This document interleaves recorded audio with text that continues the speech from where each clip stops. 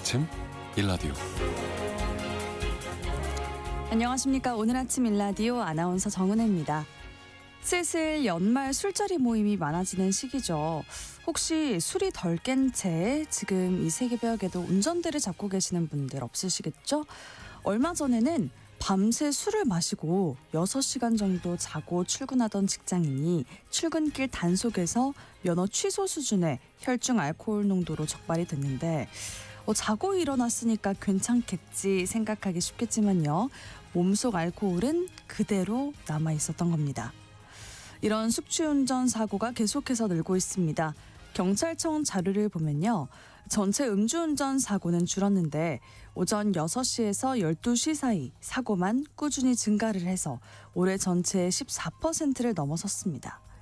단속 건수 역시 매년 최고치를 기록하고 있고요. 연말 모임이 잦아지는 지금 그 위험이 더 커질 수밖에 없겠죠. 그러니 전날에 술을 드셨다면 다음날 출근길엔 꼭 대중교통을 이용하시는 게 안전하겠습니다. 행여 사고라도 나면 숙취운전도 음주운전과 똑같이 처리된다고 하니까요. 이런 낭패를 보는 일이 없도록 해야겠습니다. 11월 28일 금요일 오늘 아침 일라디오 출발합니다.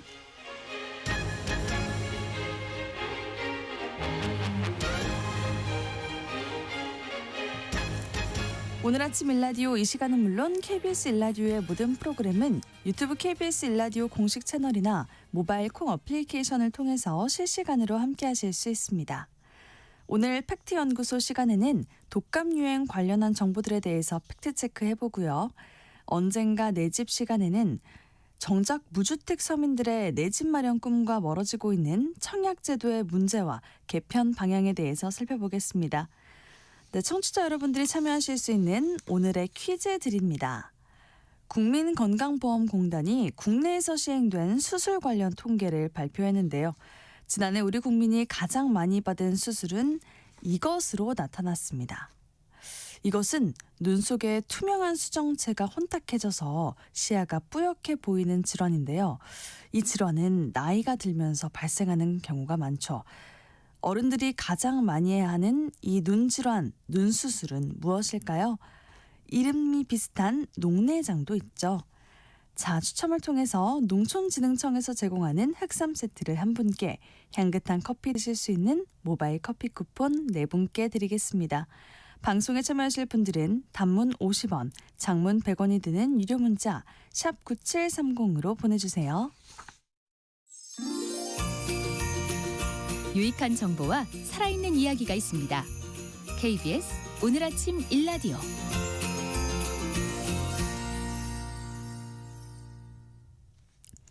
이 정보가 사실인지 혼란스러운 내용을 바로 잡아보는 팩트연구소 시간입니다. 올가을부터 독감이 유행하고 있는데요. 어린 자녀가 있는 집들은 초비상이라고 합니다. 이 독감과 관련된 정보들 살펴보겠습니다. 선정수 팩트체커와 함께 할게요. 안녕하세요. 네, 안녕하세요. 네, 일단 지금 독감이 얼마나 유행하고 있죠?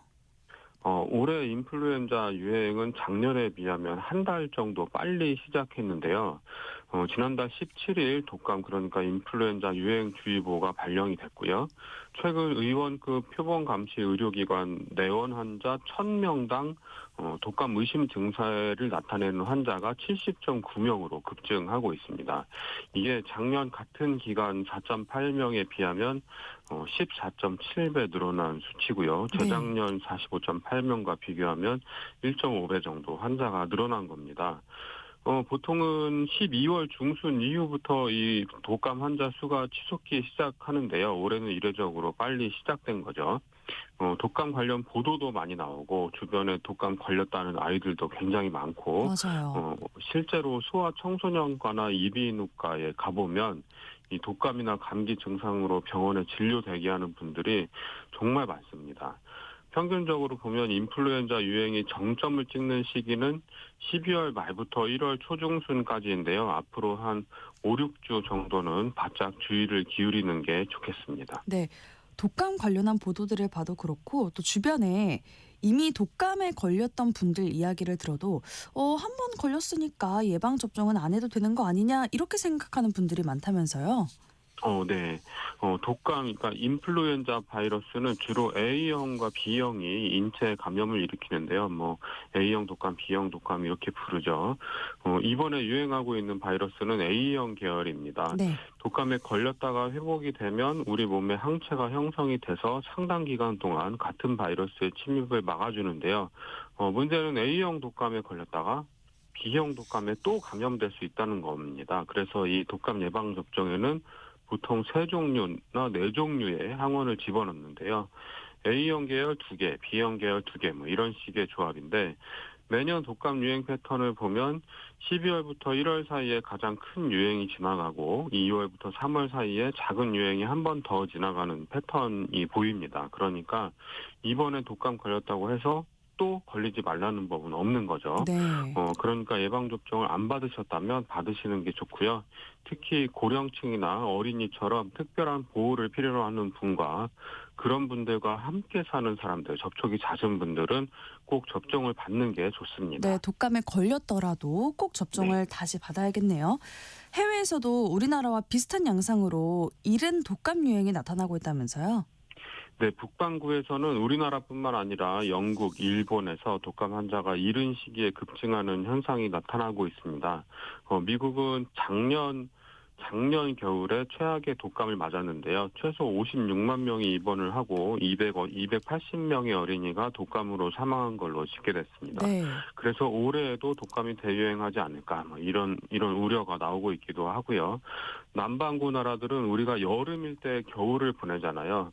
독감이 겨울에 유행하는 특성이 있고요. 호주는 지난 겨울, 그러니까 우리 기준으로 지난 여름에 호주 역사상 최악의 독감 유행을 겪었습니다. 호주 인구가 2,800만 명 정도 되는데 지난 겨울 45만 명이 독감으로 확진이 됐습니다. 5세 미만 아동의 감염 사례가 44,500건 이상으로 이례적으로 많았다고 하고요. 전체 사례의 3분의 1 이상이 15세 미만 아동에게서 발생했다고 합니다. 네, 그렇군요. 올해 독감 예방접종 상황은 어떻습니까? 질병관리청에 따르면 어제 기준 65세 이상 독감 백신 접종률은 76.1%를 기록했고요. 지난해 같은 기간보다 0.2%포인트 하락한 겁니다. 네. 그리고 7살부터 13살까지 어린이 접종률은 56.5%를 기록해서 지난해보다 3.2%포인트 정도 올랐고요. 그러니까 노인층에서는 소폭 하락했고 어린이 및 영유아는 소폭 상승했다 이렇게 볼 수 있습니다. 그렇군요. 근데 이번 독감은 새로운 변이가 나타나서 이 백신의 효과가 좀 떨어진다는 말이 있어요. 어떻습니까? 예, 이번에 빠른 유행을 일으킨 건 A형 독감 바이러스 중에서 H3N2형에서 변이를 일으킨 K-서플레이드, K 변이라고 하는데요. 이 변이는 앞서 말씀드린 올해 남반구 유행을 주도한 변이인데요. 우리나라, 영국, 일본 등 북반구에서도 우세종이 되고 있는 상황입니다. 이 독감 백신은 세계보건기구 WHO가 매년 2월과 9월에 전문가 회의를 거쳐서 다음 시즌에 유행할 바이러스의 형을 예측을 합니다. 네. 그래서 북반구에 적용되는 바이러스는 전년 2월부터 3월 사이에 선정을 하고 남반구는 9월부터 10월 사이에 선정을 하는데요. 이 K변이는 올해 남반구에서 유행하기 시작했으니까 남반구 백신에도 그리고 북반구 백신에도 포함이 되지 않은 거죠. 그러니까 백신이 겨냥하는 표적 바이러스를 정하는 회의를 하는 시점에 이 K변이는 전혀 주목을 받지 못했던 겁니다. 그렇군요. 예, 그래서 표적에서 빠지게 된 건데요. 이번 백신에 포함된 항원은 이 A형 독감의 H3N2 계열과 H1N1 계열, 그리고 B형 독감의 빅토리아 계열이 표적으로 선정이 됐는데, 이번 유행을 주도하고 있는 이 K 변이는 H3N2 계열에서 일어난 변이입니다. 이게 큰 변이가 일어나서 유전자형이 크게 바뀐다면 백신 효과도 따라서 크게 떨어지는 것이고, 작은 변이라면 백신 효과도 조금 떨어지는 겁니다. 네, 그러면 이 K 변이 독감 백신을 맞아도 걸릴 수 있는 건가요? 그것은 뭐 K 변이뿐만 아니라 어떤 백신이든 마찬가지인데요. 100% 감염을 막아주는 백신은 없습니다. 백신 접종을 하게 되면 우리 몸에서 특정 항원에 대해서 항체를 만들어내고 바이러스가 체내로 들어왔을 때 이 항체가 바이러스와 싸우는 것이거든요. 그런데 사람에 따라서는 항체가 충분히 많이 만들어지지 않을 수도 있습니다. 그리고 감염 예방도 중요하지만 이 백신 접종을 하면 감염이 된다고 해도 중증으로 이행하는 것을 막을 수가 있는데요. 이 바이러스 증식을 억제하고 감염된 세포를 파괴하는 기능을 활성화시킨다고 합니다. 이런 방식으로 이 백신을 접종하면 질병이 중증으로 이행되는 걸 막을 수 있는 거죠. 우리나라 질병관리청은 이렇게 밝히고 있는데요.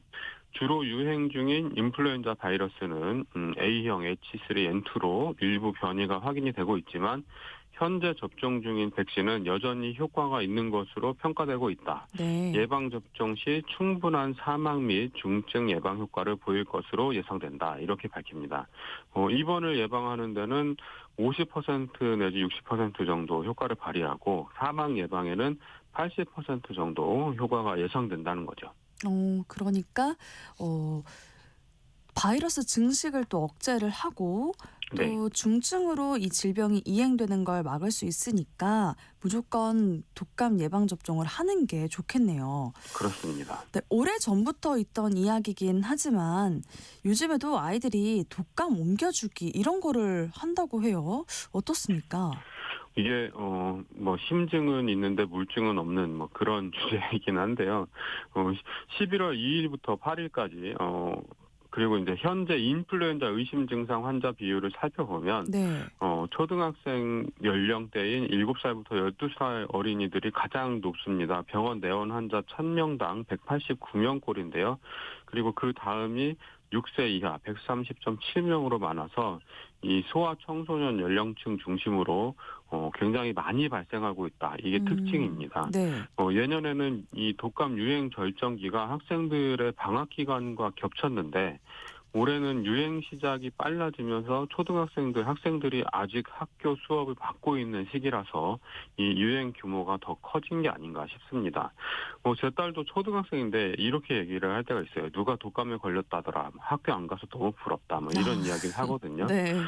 그런데 당장은 학교에 안 가서 좋을 수는 있겠지만 이 독감 걸려서 열 나고 알아누우면 키가 안 클 수도 있습니다. 그렇군요. 예, 미국 USC 대학 연구진은 140쌍의 쌍둥이를 조사를 한 결과 키가 작은 쪽이 감염 빈도, 특히 고열 질환 감염 빈도가 높을 확률이 2배 높다. 이런 걸 발견했습니다. 이 연구진 이렇게 밝히고 있는데요. 우리는 아동기에 누적된 감염 노출 또한 성인 키 결정에 영향을 미치며 따라서 키와 관련된 일부 성인 질환의 근본적인 원인이 될 수 있다고 생각합니다. 이렇게 밝혔습니다. 성장하는 데 쓰여야 될 에너지가 질병과 싸우는 데 사용되기 때문에 그 결과로 이 성인기에 키가 작아진다. 이런 네. 분석이죠. 그러니까 아이가 있는 집에서 아이들이 나 독감 걸려서 학교 안 가고 싶어 뭐 이렇게 얘기를 한다면 독감 걸려서 열 나면 키 안 큰다 이렇게 조언을 할 수가 있겠습니다. 네, 오늘 라디오 들으신 분들이 이런 근거를 대면서 독감 예방 주사도 맞아야 하고 또 독감 걸려서 키 안 클 수 있으니까 독감 걸리면 안 되라고 아이에게 말해줄 수 있겠네요. 그렇습니다. 네, 오늘 팩트연구소 시간에는 독감 유행에 대한 여러 가지 정보 함께 짚어봤습니다. 성전수 팩트체커였습니다. 고맙습니다. 네, 고맙습니다.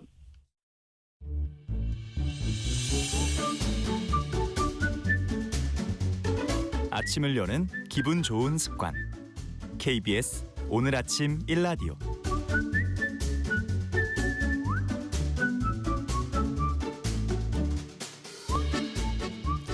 무주택 서민들의 내 집 마련 꿈을 이루어주던 청약이 요즘은 현금 부자들의 자산 증식 수단이 되고 있는 것 같습니다. 나는 평생 당첨되기 어렵겠다라고 하면서 청약 통장을 해지한 사람이 200만 명을 넘었고요. 고분양가와 대출 규제 때문에 설사 당첨이 돼도 포기해야 할 상황이 벌어지는 것 같습니다. 오늘 언젠가 내 집 시간에서 이런 청약 제도의 문제점과 또 개혁 필요성에 대해서 함께 살펴볼게요. 커넥티티 그라운드 최상욱 대표님과 함께합니다. 안녕하세요. 네, 안녕하십니까. 최상욱입니다. 네, 대표님. 최근에 서울 반포 아파트 청약이 시장에 큰 관심이었습니다.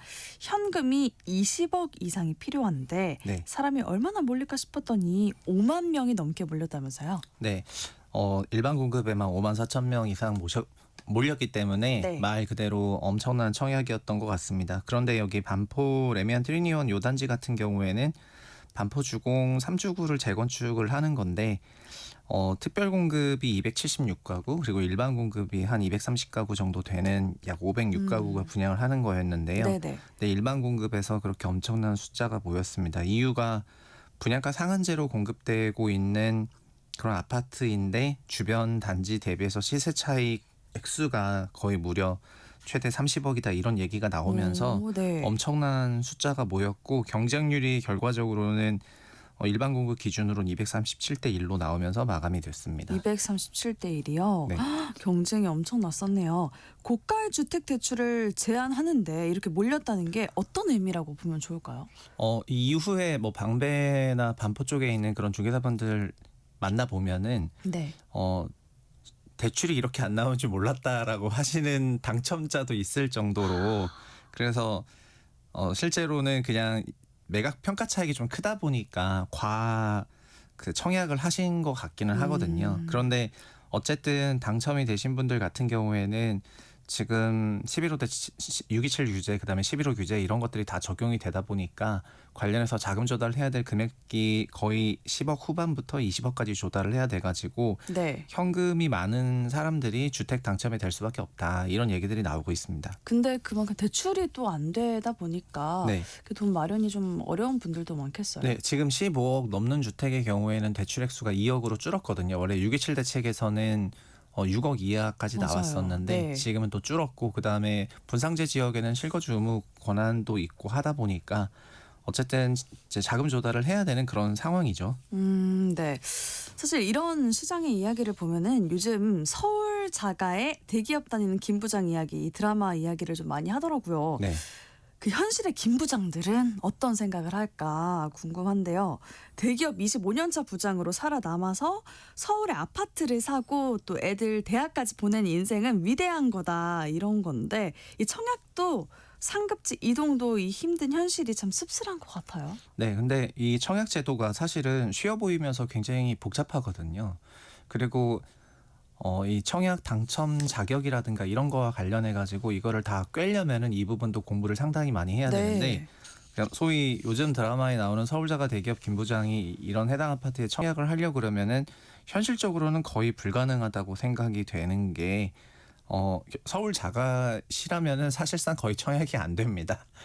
왜냐하면은 그쵸. 네, 지금 당첨 자격에 대해서 결정을 할 때도 가점이든 추첨이든 가점으로 가면은 유주택인 경우에는 무주택 기간이 다 빠지기 때문에 청약이 안 되고 추첨으로 가게 되면은 추첨에 소형평만 청약을 할 수가 있게 되는데 그것도 타입 면적 공급 숫자 따라 가지고 추첨이 아예 없는 경우도 나오거든요. 그래서 이번에도 아마 84제곱 같은 경우에는 추첨이 아예 안 나오는 그런 것도 있었는데 그거를 놓치고 넣으신 분들도 있을 것 같고 전체적으로는 서울에서 자가를 유지하면서 상급지로 청약을 하는 것이 현재 청약 시스템 상에서는 굉장히 어려운 그런 상황입니다. 맞아요. 지금 같은 시장에서 김 부장들이 청약 당첨되기 어렵다 이런 네. 말씀해 주셨는데 4인 가족 만점자도 좀 탈락한 것에 대해서 좀 논란이 많더라고요.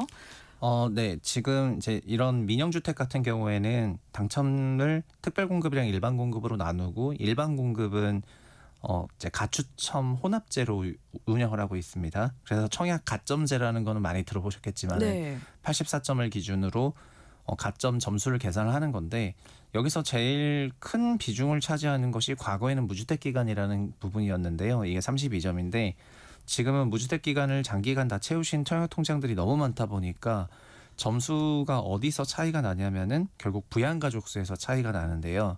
근데 부양가족 수는 본인 제외 최대 6명까지 점수를 35점까지 주는데 84점이 만점이다 보니까 84점 만점은 본인 제외 6인이니까 총 7인 가구란 얘기고 네.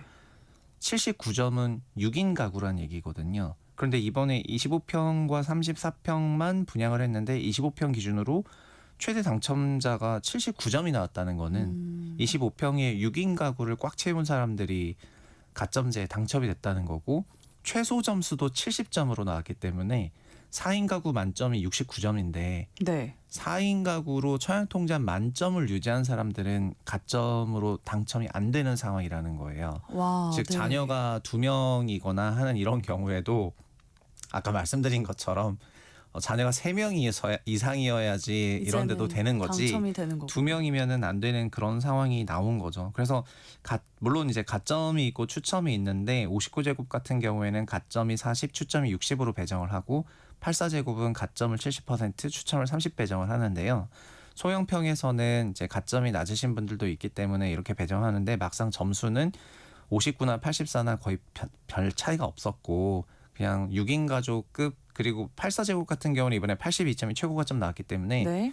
거의 6.5인 최대를 찍었다는 건데 그런 굉장히 다인 가구 중심의 가점만 나왔다는 점에서 일단 다들 충격을 주고 있습니다. 그러니까 현재 4인 가구로 유지하고 계시다면 69를 넘을 수가 없는데 점수는 70점대가 나오시는 분들이 당첨이 되고 있으니까 네. 이제 그런 부분에서 굉장히 그 씁쓸한 마음이 드는 게 사실입니다. 그러니까 이제 소형 평수, 작은 평수에서 4인 가족도 이제 청약이 네.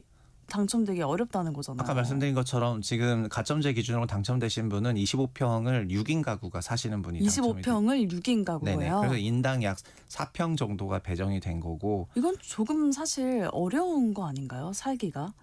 그래서 보통은 그러면 현재 지금 6인 가구라는 말이잖아요. 네. 그 가구의 경우에는 네. 그리고 그러면 자녀가 뭐 4명이냐 이렇다기보다는 부모를 부양하는 경우가 많거든요. 그래서 그럴 수 부모 있겠죠. 부양을 하면서 내 거주 중이 어딘가에서 무주택으로 6명이 거주를 하고 있는데 네. 그런 분들이 이제 가점 79점을 유지하는 거라 가지고 그래서 사실은 이제 청약제도 관련해서 이제 과거에도 부정 청약 관련한 이슈들이 많았고 그런 회의를 이제 몇 년간 참여해 보면은 항상 어디서 문제가 나오냐면은 이제 부양가족 수 계산에 대해서 항상 문제가 나오거든요. 네. 그래서 그럴 것 같아요. 부양가족 수의 경우에는 그냥 소위 허위 부양을 하신 분도 많다 보니까 또 그게 안 밝혀지면은 진성 부양을 하시는 분이 또 탈락되는 경우가 나올 수도 있다 보니까 부양가족 수를 가지고 하는 부분에 대해서 지적이 과거에도 어마어마하게 많았었는데 어쨌든 이 청약제도가 이제 개선이 안 된 채 벌써 한 4년째 되고 있기 때문에 네. 이런 것들이 이제 유지가 되고 있는 상황입니다. 근데 청약제도가 그동안 점점 더 복잡하게 바뀌어 왔잖아요. 그래서 네. 문제가 이것저것 생기고 있는 것 같은데 최근에는 그럼 어떤 변화가 생겼을까요? 청약은 지금 어떤 제도들이 하나하나 더해지다 보니까 지금 현재로는 그 형태를 명확하게 얘기하기 어려울 정도로 복잡해졌고 네. 청약제도를 지금 꿰고 있는 사람은 아예 이걸로 강의를 하거나 책을 내거나 해야 될 수 있을 정도로 청약이 매우 복잡해졌습니다. 그리고 마지막 근데 청약제도 개편이 21년, 22년 양년도에 있었는데 지금 현재는 청약제도와 관련해서 가지고는 뭐 말 그대로 어마어마하게 복잡해졌는데 그거는 매번 필요한 요구가 등장했기 때문이거든요. 네네. 가령 생애 최초 특별 공급 같은 경우에는 평생 동안 무주택이었던 사람이 생애 최초로 집을 살 수 있도록 하는 특별 공급 기회를 주자면서 도입이 됐는데 그 생애 최초 특별 공급의 가장 적용 대상이어야 되는 사람은 가령 예를 들면 1인 가구들이 해당이 될 수가 있거든요. 네네. 물론 이제 다인 가구들은 당연히 해당이 되시겠지만 그렇죠. 그런데 현 청약제도와 관련해서 1인 가구는 들어갈 수 있는 룸이 거의 없어요. 왜냐하면 신혼특공은 결혼하라는 얘기고 맞아요. 다자녀 특공도 결국은 혼인하고 자녀가 있는 경우가 일반적이고 물론 요즘에 한부모 특공도 있습니다. 그렇지만 1인 가구의 경우에는 거의 들어갈 룸이 없다 보니까 그리고 가점 추첨에서 가점도 84점 만점도 잘 생각해 보시면은 부양가족 수가 35점이니까 네. 본인만 있다면 5점밖에 안 되는 거거든요. 맞아요. 그래서 과거 기준으로 지금 그 가점을 높이는 거 역시 좀 많이 어려워졌어요. 네, 그래서 보통 1인 가구는 소위 30점 되기도 어려운 40점 맞아요. 되기도 어려운데 이제 점수는 70점대가 되니까 그래서 현 청약제도 시스템에서 완전 빠져 있습니다. 그래서 이런 1인 가구분들이 청약에서 완전히 빠져 있는 거를 조금 보완하기 위해서 뭐 생애 최초에도 1인 가구 특별 공급 1인 가구를 포함해서 넣는다거나 등등 하면서 바꿨는데, 이런 방식으로 2010년에 개조될 때는 다자녀, 이제 출산율이 떨어지니까 다자녀를 집어넣자. 그다음에 신혼부부라든가 여러 가지 신혼부부 건수가 줄어드니까 신혼부부 특공을 보강하고 등등 하면서 시대적인 요구 사항을 청약이 계속 반영하다 보니까 현재는 청약 제도는 한 줄로 요약하면은 이제 특별 공급 제도가 된 거고요. 네.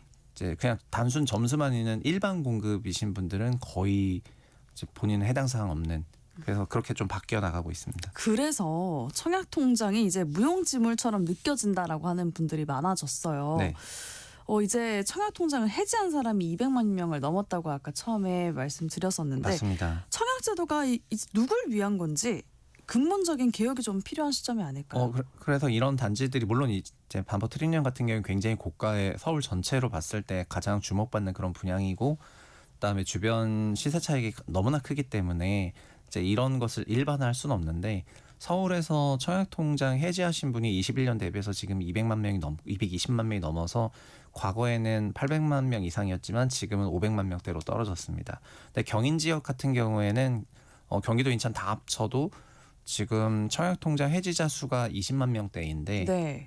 올해만 놓고 보면은요. 근데 11호 대책 이후에 해지자 수가 15만 명으로 급감했기 때문에 청약통장과 관련해 가지고는 계속 내려가고 있는데, 근데 본인 점수가 70점대를 근처에도 가지 못하는데 가점제에서 계속 이런 높은 점수가 나온다면 당연히 해지하고 싶은 마음이 드는 거기 때문에 지금은 그러니까 주택 공급하는 그 전반적인 과정에 있어서 어떤 부분까지 문제냐면은 주택을 몇 호 공급하겠다 이런 내용뿐만 아니라 그것이 어떤 방식으로 분배되는지도 굉장히 중요한데, 이런 분배를 총 책임지고 있는 청약 제도가 현재 효율적 분배가 되고 있는지 이런 거에 대한 의구심이 많은 상황이죠. 청약 네. 통장 해지만 봐도 시장에서는 이 제도가 일부 비효율적이다 그렇게 생각하는 것 같습니다. 그러네요. 지금 정경환 님도 그냥 청약통장 해지해야겠네요 라고 보내주셨고요. 3212 님도 청약통장 필요 없다 이렇게 문자를 보내주셨어요. 이렇게 생각하시는 분들이 많은 것 같아요. 네, 이게 청약 통장을 또 해지하다 보면은 국토부의 그 도시 기금과라는 데서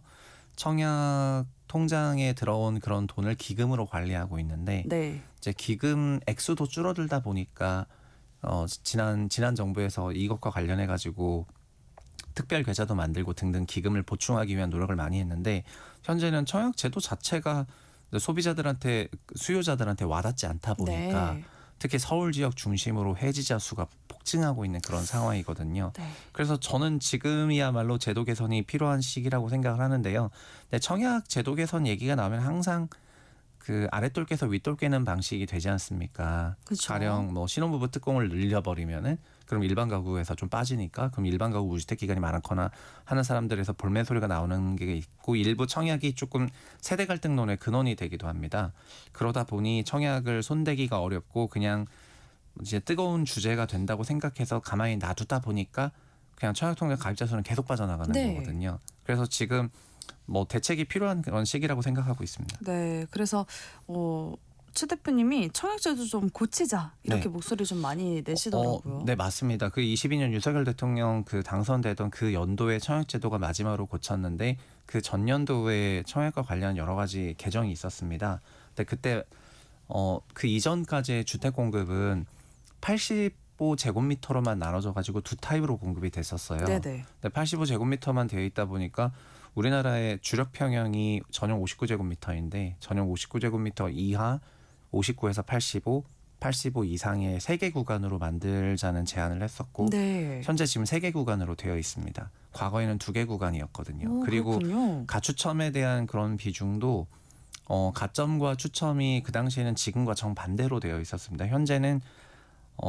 전용 59에 추첨이 60%고 전용 84는 추첨이 30%니까 소형 평형의 추첨이 좀 더 많아요. 그래서 제 지인의 지인도 이번에 전용 59에 당첨이 됐는데 이분이 청약통장 만점이 아니고 그냥 추첨으로 되신 거거든요. 아, 그래요? 네, 왜냐하면 추첨 비중이 59 이하는 더 많기 때문이죠. 네. 그래서 이렇게 추첨 비중을 넣은 것은, 이것도 그 당시 기준으로 보면은 1인 2인 가구들 가점 점수가 굉장히 낮은데 이분들이 85 초과의 40평대를 사실 건 아닌데 이분들이 25평 정도에 들어가면 되는 분들인데 추첨이 없고 오히려 소형 85 이하의 가점 100%막 이런 식으로 돼 있다 보니까 이분들이 대형평을 넣었어야 되는 일들이 생겨가지고 이런 게 좀 바뀌었고요. 그러나 종합적으로 보면은 청약제도는 현재 거의 누더기가 됐다 싶을 정도의 여러 복잡한 제도들이 있고 그리고 특별공급도 뜯어보면은 또 다자녀를 요구해요. 네. 신혼부부도 결국은 자녀 수로 갈리고 다자녀 특공이 또 따로 있고 뭐 다 이런 식이어가지고 그렇군요. 그리고 가점제의 부양가족 수가 또 35점이나 한다는 것은 결국 이런 특별공급이 아닌 그런 일반 공급에 가서도 결국은 또 자녀 수를 자녀를- 유기한다는 거거든요. 그래서 이렇게 지난 청약제도가 수십 년에 걸쳐서 자녀 수를 강조하는 형식으로 갔었음에도 불구하고 지금 출산율이 소위 이제 굉장히 그냥 하락을 했는데 네. 그런 거를 고려하면은 오히려 일반 공급 같은 경우에는 이런 점수 체계를 그래서 점수 체계 바꾸자는 얘기를 가지고 회의를 정말 많이 했는데 근데 여러 이제 정권 바뀌고 제도 바뀌고 논란이 있고 할 때마다 청약 제도가 뜨거운 감자였다가 그냥 다루기 어려운 그런 주제가 되면서 뒤로 갔던 것 같고요. 네네. 종합적으로 요약하면은 복잡하고 특별 공급 중심이 되면서 일반 공급자들에게는 전혀 기대감을 주지 못하고 있으니까 저는 이것이 근본적으로 현재 수도권의 구칠 대책으로 135만 원 공급하겠다는 얘기가 나왔음에도 불구하고 수요자 입장에서는 결국은 청약으로 공급이 되지 않습니까? 그렇죠. 그러면 그게 135만이든 1350만 호가 공급되든 나한테는 안 오는 겁니다. 왜냐하면 본인 점수는 안 40점이기 되니까요. 때문에 네. 지금 60, 70점인 사람들이 산더미 같이 쌓여 있다고 한다면은 자기한테는 안 온다고 생각이 드는 것 같고요. 그러니까 이제 청약통장 해지까지 가는 맞습니다. 거죠. 그래서 결국은 공급 정책이라는 것은 그냥 앞단에서 개발 몇 호하고 하는 것만이 중요한 게 아니라 이제 분배가 되는 청약 시스템까지 다 아우르는 게 중요한 것 같아서 그런 부분에 그 종합적인 검토가 필요한 상황입니다. 네. 지금 이렇게 청약에 대한 민심이 안 좋은데 정부에서는 어떤 입장인지 궁금해요. 지금 현재 제가 느꼈을 때는 윤 정부 3년간 청약제도에 대한 개편이 그 대통령 공약하던 그 시기 이후에 없었다고 생각이 되고 네. 그리고 지금 정부에서도 청약제도와 관련한 개편 얘기는 없었거든요. 지금 당장은 또 기존 주택 부동산 시장이 굉장히 불안인 상황이기 때문에 그런 불안인 상황 속에서 청약제도를 지금 건드려야 되겠다 이런 생각은 못 하는 것 같고요. 다만 뭐 국토부나 이런 주택 청약제도를 다루는 부처와 종종 미팅을 하게 되면은 그때는 저뿐 아니라 굉장히 많은 거의 모든 시장 참여자들이 청약제도를 고쳐야 된다는 말은 이구동성으로 하고 있습니다. 왜냐하면 지금 현재 청약제도가 갖고 있는 여러 문제점들이 그렇죠. 시장에서 왜곡으로 나타나는 거고 그리고 사실은 그 문재인 정부 때도 2017년에 8.2 부동산 대책이라는 걸 발표를 했었는데요. 그때 8.2 부동산 대책을 발표하면서 한국 시장에 유례없는 청약 가점제 100% 시대가 열렸던 적이 있습니다. 무슨 얘기냐면 아파트가 공공주택이랑 민영주택으로 나눠져 있고 민영주택은 특별공급이랑 일반 공급으로 나눠져 있는데 일반 공급은 가점과 추첨을 혼합해서 하고 있습니다. 네. 근데 가점을 100%로 해버린 거죠. 즉 추첨을 아예 없애고 가점을 100%로 해버리니까 원래 종전에는 가점의 상한선이 75%였는데 네. 이걸 100으로 바꾸게 됩니다. 그러면은 추첨이 사라졌다는 것으로 인해서 아까 말씀드린 것처럼 소위 40점에서 60점대, 그러니까 60점 이하의 점수를 갖고 있는 사람들 같은 경우에는 서울에서 공급하는 주택은 추첨이 안 된다는 거잖아요. 추첨이 아예 안 되니까 희망조차 없는 거잖아요. 네, 그래서 그게 어떤 식으로 좀 부작용이 나타나기 시작을 하냐면은 이런 1인 가구와 2인 가구들이 그때부터는 분양주택을 기다릴 이유가 없으니까 네. 자연스럽게 기존 주택을 선취득하는 방식으로 좀 수요가 옮겨가는 현상들이 18년부터 많이 관측이 되거든요. 결국은 이것이 21년에 제도 개선을 통해 가지고 가추점 제도가 바뀌게 되는 과정까지 이어지게 되는데 이렇게 청약 제도를 그 숫자를 하나 잠깐 바꾸는 것만으로 인해서 시장에서는 상당한 그 변경이 발생이 되더라고요. 지금도 그러다 보니까 청약을 더 못 건드린 것 같기는 한데 네. 전체적으로 보면은 현재 청약 제도로 인해 가지고 주택 공급에 대한 그런 기대감이 내려가는 게 사실이기 때문에 지금 부처에서는 뭐 기존 아파트 관리하는 것도 너무 정신 없어가지고 네. 그리고 요즘의 분위기는 97 공급 대책 이주권 실패했다는 인식 속에 전 부처가 나서서 공급을 찾아내서 연내 추가적인 대책을 내겠다는 게 전반적인 방침이다 보니까 모든 부처가 거의 공급에 매몰이 되어 있거든요. 그래서 청약제도까지는 못 고치는 그런 상황인 것 같은데 반포트린 의원 그 청약 사례 관련해 가지고 여러 가지 시사점들이 나왔기 때문에 지금이라도 이제 이런 걸 고쳤으면 좋겠습니다. 네. 네, 지금 아까 처음에도 이야기를 했는데 당첨이 된 분들 중에 현금 부자가 아닌 분들은 좀 포기를 해야 할 상황이 되고 있잖아요. 네. 최근 서울 반포 아파트 청약 그 시장에서 현금 20억 이상이 필요했다고 해요. 네. 그거는 지금 59랑 84제곱으로 공급을 했고 그리고 특공이랑 일반 공급을 했는데 어쨌든 특공은 다자녀, 신혼, 생애 최초 세 가지 타입으로 공급이 됐고 일반에서 공급됐는데 이제 분양가가 59제곱이 18억 4천에서 네. 21억이고 그리고 84제곱은 26억에서 27억인데 15억 넘는 주택에 대해서 대출 한도가 2억이기 때문에 그렇죠. 그래서 현금이 필요했던 맞습니다. 거잖아요. 맞습니다. 근데 지금은 이제 전세로 세입자를 맞추고 그걸로 잔금을 하는 이런 플레이도 아예 안 되고 하기 때문에 요 본건에 대해서는 순수하게 자기가 조달해야 되는데 금융기관 기준으로는 최근에도 보시면 아시겠지만 전체적으로 주택담보대출이라든가 이런 부분에 대해서 위험가중치 상향하고 내년에도 대출과 관련한 총량 규제는 있을 것 같거든요. 네네. 그리고 아마 그래서 이제 이 방송 들으시는 분 중에 내년에 주택 구입이나 이런 걸 생각하시는 분들은 연초에 상당히 많은 그런 대출 신청을 하실 거로 생각이 되고 총량들은 대부분 상반기에 소진될 걸로 다들 생각을 하고 있습니다. 네. 올해도 지금 거의 11월, 12월 달 같은 경우에는 주택 대출이 거의 안 되는 상황이거든요. 그렇죠. 그래서 이런 과정이다 보니까 자금 조달해야 되는 그런 일들이 좀 생기는데 근데 그래서 분양가는 계속해서 오르고 있고요. 그거는 분양가는 이제 잘 아시겠지만 분양가가 시장 일반 가격으로 분양할 수 있는 데가 있고 상한제로 분양을 해야 되는 데가 있는데 현재는 서울의 4개 지역이 서초, 강남, 송파, 용산이 분양가 상한제 적용 지역이고 분양가 상한제는 원가 방식으로 분양을 합니다. 여기서 원가는 토지비와 건축비를 더한다는 건데요. 네. 근데 매년 토지비도 오르고 건축비도 오르고 그리고 관련한 공사비에는 금융비용이 포함이 되기 때문에 이제 분양가 상한제 방식임에도 불구하고 분양가는 오르고 있죠. 그러나 그렇게 올라갔다는 분양가가 3.3제곱미터당 8,484만 원인데 이게 지역 따라서 공사 퀄리티나 토지 가격이 다르기 때문에 분양가는 지역마다 차별적이겠지만은 네. 원가 방식의 분양에서도 분양가는 물가레벨 이상으로는 올라가고요. 다만 민영주택의 분양가는 시세 분양을 하니까 이거를 시세 분양했다면 평당 8,400만 원이 아니라 평당 1억 8천에 분양을 했을 겁니다.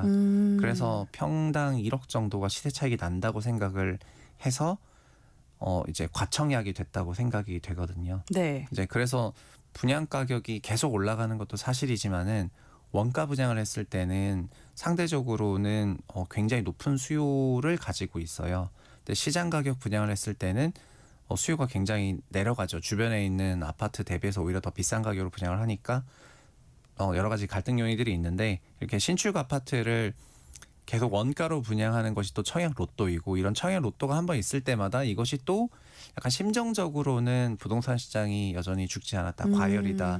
사람들은 집에 인기가 많다. 이런 그런 부분들도 증폭해서 이제 운영되는 것이 또 있기 때문에 네. 그래서 이제 분양가 상한제 분양을 이들 4개구 지역에 대해서만 왜냐하면 현재는 거의 전 수도권이 투기과열 지역이 됐는데 투기과열 지역에서 분양하는 주택은 분상제 적용이었지만 이번 11호 대책 발표할 때는 나머지 지역들은 투기과열 지역이라 하더라도 분상제는 적용 안 하겠다라고 하면서 분상제를 이들 4개 강남권 지역에만 여전히 적용을 하고 있는데요. 그래서 이런 부분도 종합적으로 다시 다 재검토해야 되는 그런 부분이라고 생각을 하고 있습니다. 검토해야 할 부분이 정말 많네요. 언젠가 내 집 시간 오늘은 청약제도의 문제와 또 개선 방향에 대해서 살펴봤습니다. 커넥티드 그라운드 최상욱 대표님과 함께했습니다. 고맙습니다. 예, 감사합니다. 네, 오늘의 퀴즈 정답은 백내장이었습니다. 9040님, 5461님 백내장 정답 보내주셨고요. 0551님 정답 백내장. 몇 년 전 50대 중반 지인 2명이 어차피 나이 들면 해야 할 수술인데 보험 적용될 때 해야 한다며 수술하더라고요. 아직 50대면 백내장 수술이 이르다고 생각이 되는데 이런 식으로 보험 악용하는 사람들이 많은 것으로 알고 있어요. 추운 날 모두 건강하세요라고 문자 보내주셨어요. 9909님도 백내장. 아버지께서 하시는 말씀이 저희 고조 할머니가 나이가 많으셨을 때 앞이 잘 안 보인다 자주 하셨는데 돌아보니 백내장이었던 것 같다라고 하시더라고요. 라고 문자 보내주셨습니다. 고맙습니다. 저희가 중복 당첨 여부 확인 후에 홈페이지에 당첨자를 올려놓도록 하겠습니다. 오늘 아침 일라디오 지금까지 아나운서 정은혜였습니다. 모두 좋은 하루 보내세요.